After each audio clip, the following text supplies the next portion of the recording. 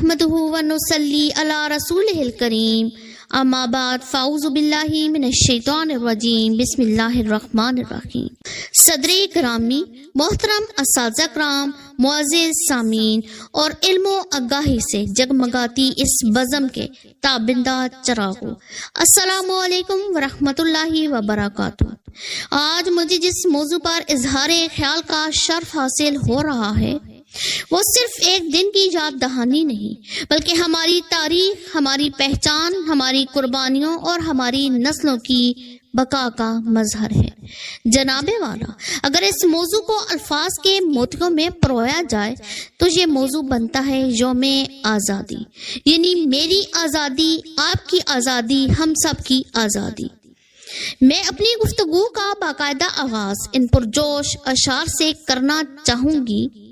ملی نہیں ہے عرض پاک ہمیں تحفے میں، جو لاکھوں دی بجے پھر یہ چراغ جلا، کتنے پیکر کٹے پھر یہ پیکر بنا، کتنے ماتھے جلے پھر یہ جھومر سجا۔ صدر محترم، 14 اگست کا دن محض ایک تاریخ نہیں بلکہ ہماری قومی شناخت، قربانیوں کی لازوال داستان اور جذبہ حریت کی جیتی جاگتی تصویر ہے۔ یہ دن ہمیں ان عظیم قربانیوں کی یاد دلاتا ہے جو ہمارے اسلاف نے ایک آزاد سرزمین کے لیے دی۔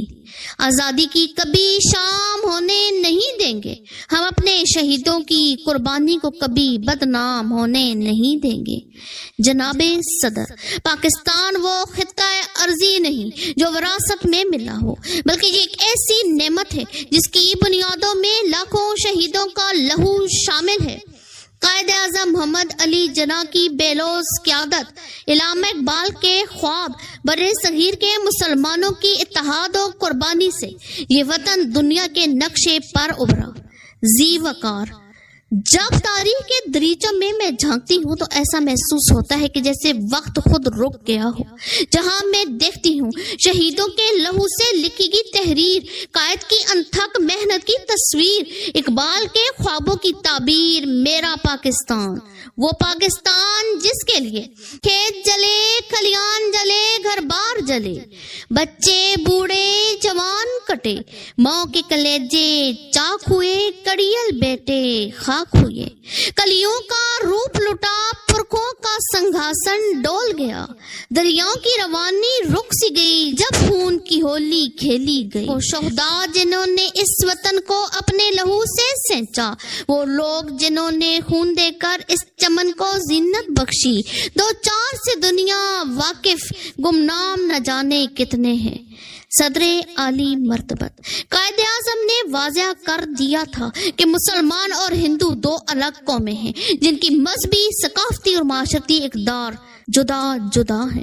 اسی فکری اساس پر 23 مارچ 1940 کو قرارداد پاکستان منظور ہوئی اور 7 سال کے قلیل عرصہ میں پاکستان ایک حقیقت بن کر دنیا کے نقشے پر ظاہر ہوا۔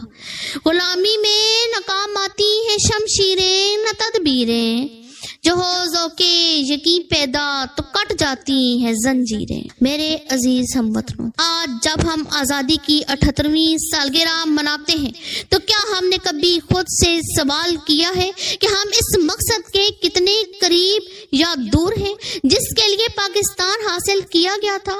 آج ہمارا وطن لاقانونیت، بدعنوانی، فرقہ واریت اور معاشی ابتری کا شکار ہے۔ ایک وقت تھا جب قوم کو ملک کی ضرورت تھی، آج ملک کو قوم کی ضرورت ہے۔ صدر ذی وقار، آخر میں اپنی بات کا اختتام ان پرجوش اشعار سے کروں گی۔